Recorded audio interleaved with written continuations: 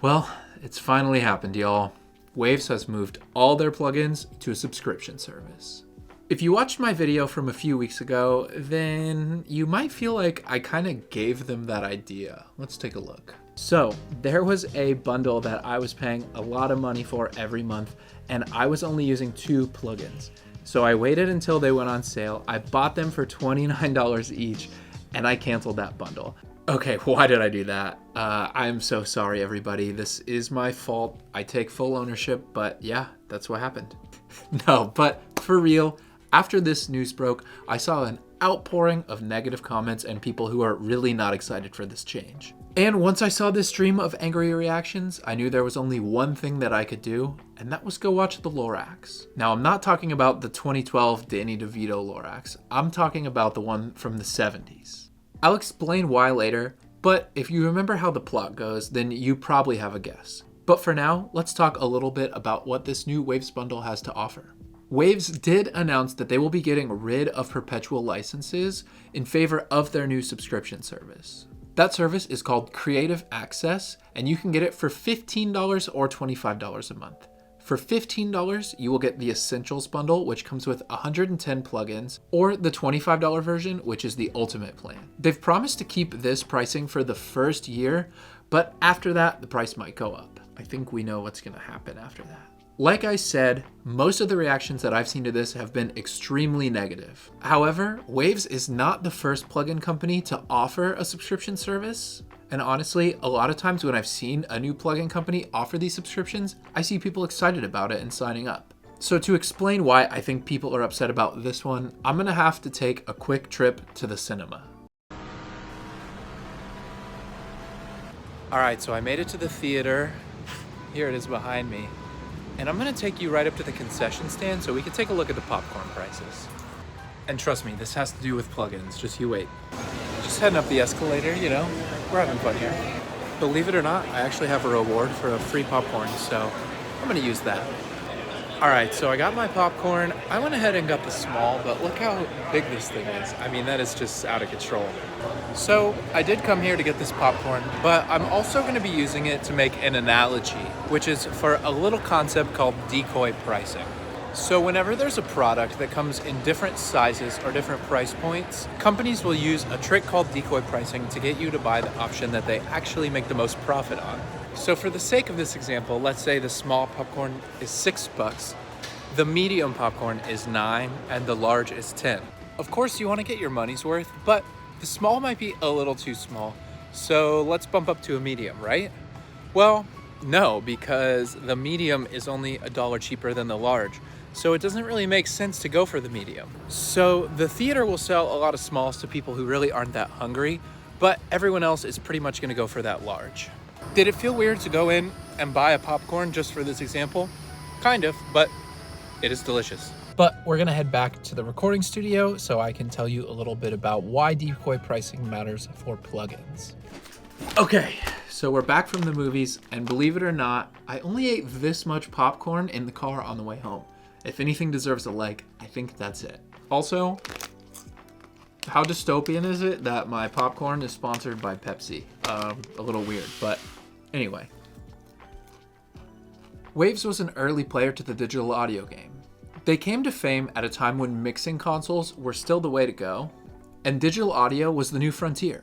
This gave them a distinct advantage at the start. I remember when I was a kid hearing about the Waves Mercury, Gold, Platinum bundles and how they cost like thousands of dollars. I may or may not have received a flash drive at one point that had all of those plugins on it, but could you blame me? I mean, I was like 16 and there was no way I was buying those.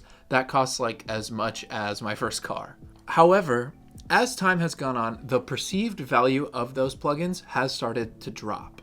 Over the years, the shine has worn off, and many of us have been able to buy Waves plugins for anywhere from $29 to like $70. That's how much their individual plugins cost when they go on sale, and that's kind of the perceived value of them now. We're all usually pretty happy to pay that price, and I think most of us have built up our own little library of Waves plugins that we personally use. Now let's compare that to something more recent, like the Slate Everything bundle. When Slate came out of the gate, They were selling plugins for like $150 to $200, and then pretty soon after, subscription models started to become a thing. So when they dropped their everything bundle, people jumped at the chance to sign up. You're telling me that I can pay $15 a month for all these plugins, or I can buy just one for 150 bucks? Obviously, I'm gonna go for the $15 a month. And owning every plugin for an entire year for the cost of one plugin is where that decoy price comes into effect. That $150 plugin is kind of the decoy that makes you decide to go for the subscription model because the prices are so similar.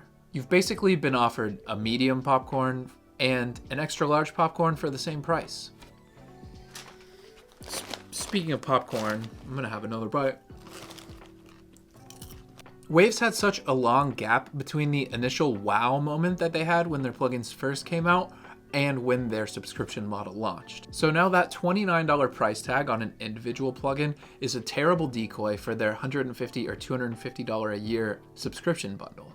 And I'm not gonna lie, losing out on the potential to buy a new $29 plugin every once in a while kind of stings, even if it's not something that I planned on doing anytime soon. But now let's jump back to the Lorax for just a minute because there's more there I want to talk about. If you need a quick refresher, in the Lorax is a creature who is aware of the environment. He talks for the trees, right? And there's the Onceler, who is this big-time CEO who is cutting down the trees to make thneeds. The Lorax obviously doesn't like that because he cares about the trees and he sees the negative effects that it's having on the entire ecosystem. However, when the Lorax brings this concern to the Onceler asks him a pretty simple question. Why should I stop when it's making the stock market shoot up? We're talking stonks, baby. You know, for a movie that came out 50 years ago, it's a little crazy and a little sad how relevant this is today. Now, I don't want to say that Waves switching to a subscription model is my personal Lorax moment because that feels a little dramatic. However, over the past few years, I've started to feel more and more like one of the fish from the Lorax that's been getting driven out of his river. Obviously, we're told that the free market is supposed to play a part in how services and products are ran, but when there's things like paying for zero downtime from iLok, to having to pay for phone support for Pro Tools, which is a product that I'm already paying to use, to paying for Splice, Dropbox Pro, all these rent-to-own plugins, pretty much every audio company moving in that direction, the monthly bills really start to pile up. However, you zoom out even further, and we're being asked to pay subscriptions for almost everything. There's a fly. Get the frick out of here. Between streaming services for music, entertainment, heck, even the movie theater is a subscription service now. It's getting to the point where the Onceler seems to really be winning. I'm sure we've all seen Afterpay stickers at clothing stores. They even have one at Lush, which is a soap store.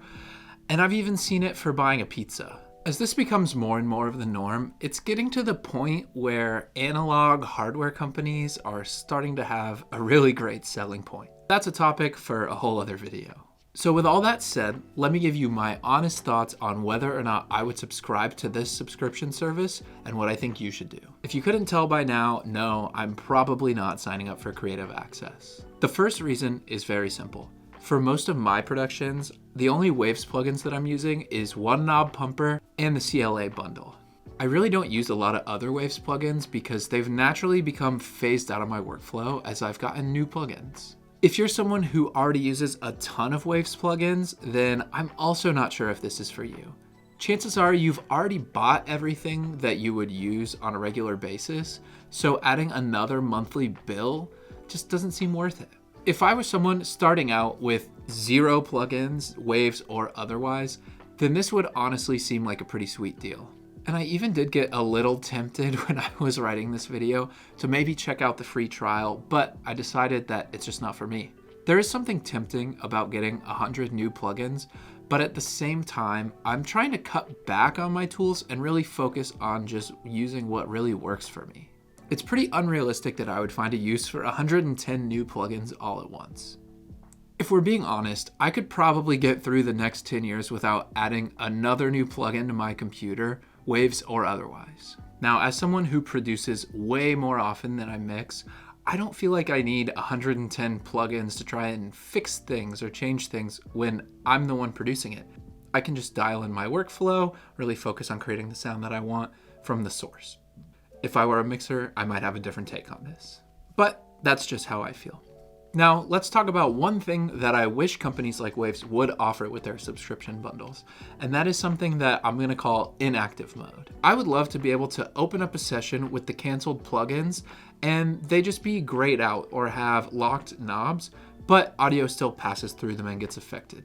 That way, your sessions won't be broken just because you decided to move on from that subscription bundle. You could crack open a song that you made a year ago, make the tweaks that you need to make, bounce it out, and it would still work. But if you needed to change anything that has to do with the plugins that you canceled, you would need to resubscribe for a month. However, asking for that mode is a little bit like asking the onceler to stop cutting down trees. They're just gonna look at you and say, why? Our stock's going up, so we're not gonna do that. Don't be silly.